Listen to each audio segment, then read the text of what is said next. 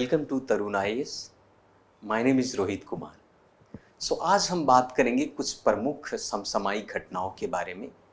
इससे पहले हम एक कोट पर बात करते हैं, जो कोट कहता है कि इतिहास लिखने के लिए कलम नहीं, हौसलों की ज़रूरत होती है। जीवन में हम हर तरीके के तरह तरह की स्वप्न देखते हैं। जीवन का लक्ष्य अलग अलग होता है, तो लक्ष्य को प्राप्त करने के लिए हौसले की आवश्यकता होती है। और जिस व्यक्ति के पास हौसला बुलंद होता है, वो व्यक्ति जीवन में हमेशा सफलता प्राप्त करता है। तो ये आज का कोट था। हम बात करते हैं सबसे पहले आज की न्यूज़ पर। आज का न्यूज़ सुप्रीम कोर्ट से संबंधित है। सबसे पहले आज की न्यूज़ की बात करें तो ये हमारे जीएस अर्थात जनरल स्टडी सेकंड का एक तरीके से आप कह सकते हैं कि कार्यपालिका और न्यायपालिका की संरचना से संबंधित है।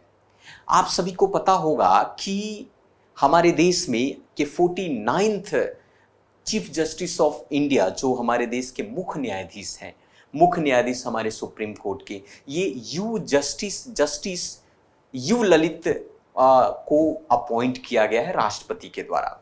उन्होंने एक बहुत बड़े बदलाव लाने के लिए उन्होंने कहा, सबसे पहला पॉइंट तो ये है, उन्होंने ये समाचार में आखिर अभी सबसे ज़्यादा फेमस इसलिए है क्योंकि ये भारत के 49th chief justice of India बने हैं। आप सभी को पता है कि 48th जो चीफ जस्टिस ऑफ इंडिया थे वो हमारे रमन्ना थे, और फर्स्ट की बात करें तो हीरालाल हुआ करते थे।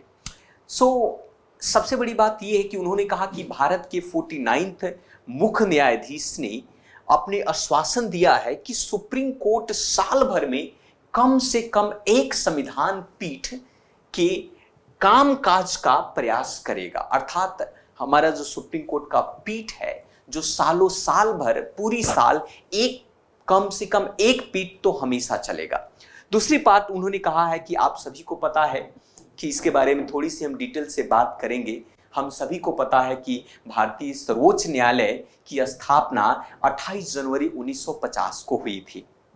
भारत को संघीय अदालत के द्वारा, या आप कह सकते हैं कि भारत सरकार अधिनियम 1935 के द्वारा सुप्रीम कोर्ट की स्थापना हुई। और इस स्थापना के बाद जो है भारत में 28 जनवरी 1950 को सुप्रीम कोर्ट की शुरुआत हुई थी, जिसके जस्टिस के तौर पर, चीफ जस्टिस के तौर पर हीरालाल कानिया के द्वारा जो है पहला बार कार्यभार संभाला गया। ये हमारे 49th है। और उन्होंने कहा कि कम से कम सुप्रीम कोर्ट साल भर कम से कम एक संविधान पीठ तो चलना ही चाहिए। दूसरी पॉइंट है कि इन्होंने हाईलाइट के दौरान उन्होंने क्या कहा, इसके बारे में थोड़ी सी हम विचार करते हैं। उन्होंने कहा कि वकील को जल्द से जल्द सूचीबद्ध करने के लिए संबंधित पीठों के समक्ष तत्कालीन जितने भी मामले हैं, या जिसमें जमानत हो, याचिका से संबंधित मामले, इन सभी को उल्लेख करने की अनुमति दी जाएगी। दूसरी बात उन्होंने ये भी कहा कि इन परिवर्तनों से न्यायाधीशों को उन मामलों की पहचान करने में आसान होगा, उसको सुनने में या राहत प्रदान करने में आसान होगा।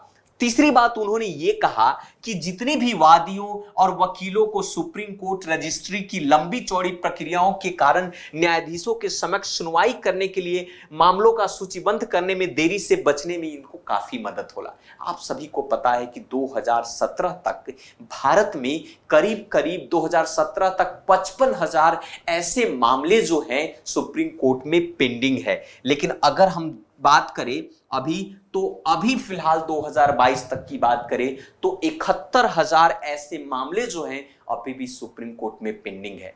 तो सुप्रीम कोर्ट, इसके पीछे कई कारण हैं जिस प्रकार से मामले सुप्रीम कोर्ट में आते हैं, क्योंकि एक तो हमारी जो पीठ है, संवैधानिक पीठ है, उसमें जजों की संख्या काफी कम है। आप सभी को पता है कि भाई टोटल 31 जज प्लस एक चीफ जस्टिस ऑफ इंडिया हुआ करते हैं, है ना। हालांकि सरकार ने आगे बढ़ाने की भी बात कही है। तो ये है हमारे एग्जाम के लिए इस साल के, आप कह सकते हैं कि चीफ जस्टिस ऑफ इंडिया ये यू ललित है ना, जस्टिस यू ललित। चलिए दूसरी सबसे इंपॉर्टेंट खबर यहां पर ये है, ये देख सकते हैं कि आप सभी को पता है कि जिस प्रकार से रसिया और यूक्रेन के बीच में युद्ध जो है धीरे धीरे विकराल रूप अभी भी लेता दिख रहा है।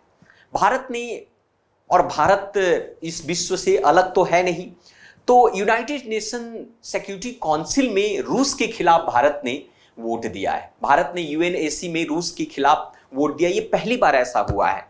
हालांकि ये अगर हम प्रश्न की बात करें, जीएस पेपर सेकंड में ये सेकंड का प्रश्न है, और अंतरराष्ट्रीय संबंध, इंटरनेशनल रिलेशनशिप, बायलैटरल्स, आपका रीजनल, इसमें आपका ये प्रश्न बनेगा। तो संदर्भ ये है कि भारत ने पहली बार यूएनएसी अर्थात यूनाइटेड नेशन सिक्योरिटी काउंसिल्स में प्रक्रियात्मक वोट के दौरान रूस के खिलाफ मतदान किया, क्योंकि 15 सदस्यीय शक्तिशाली संयुक्त राष्ट्र निकाय में यूक्रेन को आमंत्रित किया है कि आइए और इस पर हम चर्चा करने की बात करेंगे। थोड़ी सी जानकारी मैं आपको यूएनसी के बारे में मैं बताना चाहता हूं कि यूनाइटेड नेशन आपका सिक्योरिटी काउंसिल है क्या, मतलब आप कह सकते हैं ये यूनाइटेड नेशन सिक्योरिटी काउंसिल में आप सभी को पता होगा कि परमानेंट अस्थाई सदस्यों की संख्या 5 है।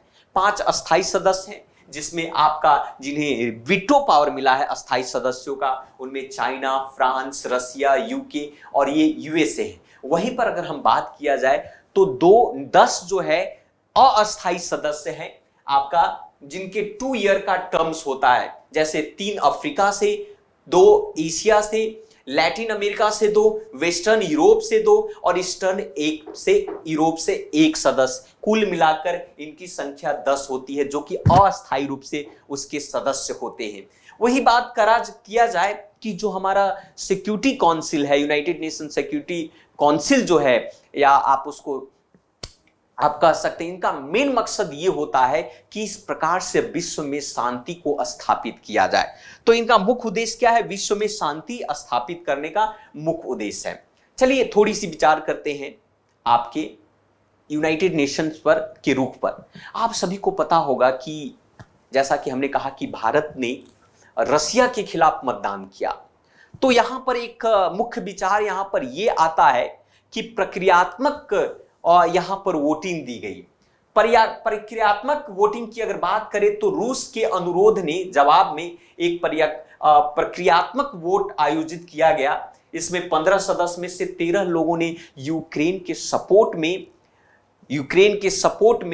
सपोर्ट किया, जिनमें से आप जेलेंस्की को सपोर्ट किया और उन्होंने कहा कि भाई ये यूनाइटेड नेशन में अपना विचार रख सकते हैं। हालांकि रसिया इसके खिलाफ था और चाइना ने इस पर कोई प्रतिक्रिया नहीं दिया। वहीं पर बात करते हैं दस्तावेज पर हस्ताक्षर करने की बात करते हैं, तो भारत ने रूस के खिलाफ संयुक्त राष्ट्र परिसर में एक दस्तावेज पर हस्ताक्षर नहीं किया, जिसके परिणाम के द्वारा एक्चुअली ये दस्तावेज जो था, इन 60 देशों ने इस दस्तावेज पर हस्ताक्षर किया, परंतु ये पश्चिमी के देशों ने आपस में मिलकर एक परियोजना तैयार किया था, एक प्रयोजित किया गया था कि कितने लोग जो है आपके रसिया के खिलाफ हैं, लेकिन इस दस्तावेज पर भारत ने इसका हस्ताक्षर नहीं किया। वहीं पर बात करें कि संयुक्त रूसी विरोध बयान की अगर बात किया जाए तो इनमें से केवल 58 ऐसे संयुक्त राष्ट्र सदस्य हैं जिन्होंने रूस के खिलाफ बयान किया है। टोटल आप सभी को पता होगा कि यूएनएसी में टोटल 193 सदस्य, और उस 193 सदस्य का 1/3 से भी कम लोगों ने इसके रूस के खिलाफ बयान दिया है। भारत इस संयुक्त वक्तव्य से पक्ष नहीं रखता है, लेकिन फिर भी अगर हम भारत की विचारधारा को अगर हम समझे तो भारत अपने आप को तटस्थ रुख, it means neutral stand Bharat ने अपनाया है।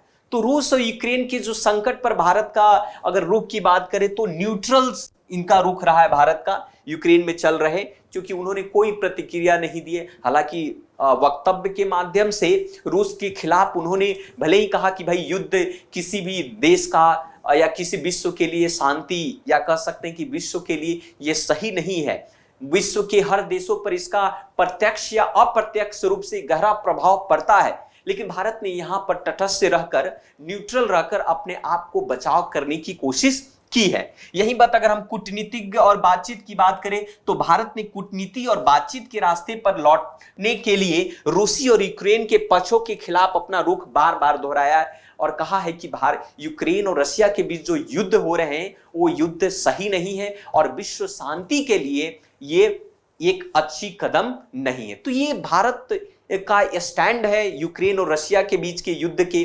तो ये था हमारा कल का सबसे प्रमुख खबर। तो इसी प्रकार से बहुत सारे वीडियोस आपके लिए हमेशा तत्पर रहती है, तरुण आईएएस के द्वारा मिलता रहेगा। सो इस प्लेटफॉर्म पर बने रहें और कोशिश करें कि आप तरुण आईएएस के डिजिटल प्लेटफॉर्म को सब्सक्राइब करें ताकि और भी इंफॉर्मेटिव वीडियो आपको मिलता रहे। So thank you very much, धन्यवाद।